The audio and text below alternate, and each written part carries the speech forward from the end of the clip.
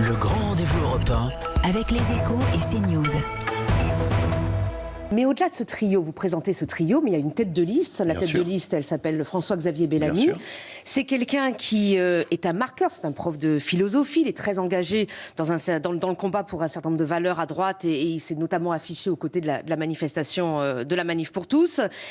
Il a quand même soulevé le scepticisme de vos propres amis qui, au moment où vous l'avez désigné, ont redit leur scepticisme.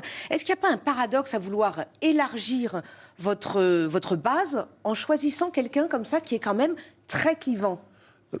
Pardonnez-moi, mais de grâce, ne caricaturez pas. Est-ce que il philosophe, n'a pas... engagé, je ne fais pas de la caricature jusque-là. Pas du tout, c'était pas à ça que je faisais référence. Il n'a pas été soutenu très largement?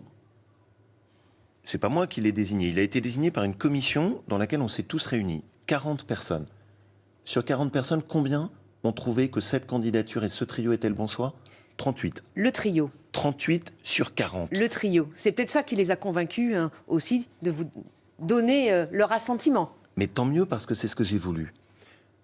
Maintenant, je voudrais revenir un instant sur François-Xavier Bellamy parce que il y a quelque chose derrière qui est pour moi très révélateur. Vous l'avez dit, et d'ailleurs présenté avec beaucoup d'honnêteté.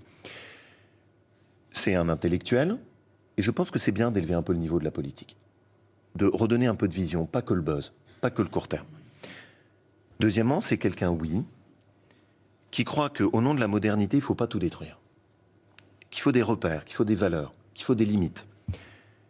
C'est un de ceux qui a dénoncé notamment les ravages de toute la pensée post-1968 dans l'éducation nationale. Et je vois bien que, bien sûr, par rapport à un certain nombre de chantres du politiquement correct, ça ne correspond pas à ce qu'on considère comme étant admissible. Et donc, à peine sa candidature est annoncée, que toutes les forces se sont déchaînées pour le caricaturer, le détruire. Enfin, ça s'est passé au sein même de votre formation politique, Gérard Larcher, Éric Woerth. Et parfois même. Des déclarations de membres de. Et parfois même, avec quelques paroles diverses, au sein même de ma famille politique. Je pense que c'est une erreur. Je pense que c'est une profonde erreur. Pourquoi? Parce que, en politique, on ne réussit pas en marchant à l'ombre. On ne réussit pas en s'excusant de ses idées. Il n'y a pas d'un côté les bons et les méchants. On aurait choisi quelqu'un qui, par exemple, aurait fait l'apologie de la gestation pour autrui, c'est-à-dire des mères porteuses. Je ne suis pas sûr qu'il aurait eu le même tir de barrage avec les mêmes sous-entendus moralisants. Et donc oui, j'assume. J'assume de dire que je veux que la droite s'appuie aussi sur ses valeurs, sur ce à quoi elle croit, sur ses idées. Et à côté, il y a des personnalités qui apportent autre chose. Et ça peut être ça. Chacun vient avec sa sensibilité, mais c'est l'essentiel, en partageant une même vision de ce qu'on veut faire pour l'Europe. Sur cette question des valeurs, François-Xavier Bellamy, par exemple, ne cache pas sa position personnelle, je dis bien personnelle, intime, sur l'IVG. Il y est hostile. C'est aussi votre position. Quelle est votre position personnelle là-dessus?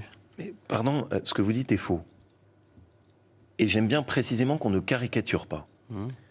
Est-ce qu'il s'est exprimé sur la loi Simone Veil? Oui.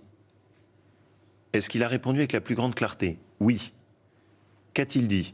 Il est hors de question de revenir sur la loi Simone Veil. Vous voyez? Sur votre plateau même, sur votre plateau même, une position personnelle. Vous donnez, non pas sur la loi Simone Veil. Mais qu'a-t-il dit? Il n'a pas du tout dit qu'il était hostile à la loi. Il a juste dit. Mais j'ai pas dit ça. Il n'a effectivement pas dit qu'il était hostile à la loi. Absolument pas. Et qu'a-t-il dit? C'est son opinion personnelle sur ce sujet. Soyez précis. Soyez précis, c'est important pour pas il n'y a pas de abaisser remise en comme ça. cause. Vous dites qu'il n'a pas de remise en cause de la loi Veil. Ce qu'il a dit, c'est je suis contre la banalisation de l'avortement. Il a raison. Et c'est aussi votre avis. C'est aussi votre avis, pas? Quand il dit qu'il ne faut pas remettre en cause la loi Simone Veil, évidemment que je suis totalement d'accord avec lui. Ça va de soi. Le grand rendez-vous européen avec les Échos et CNews.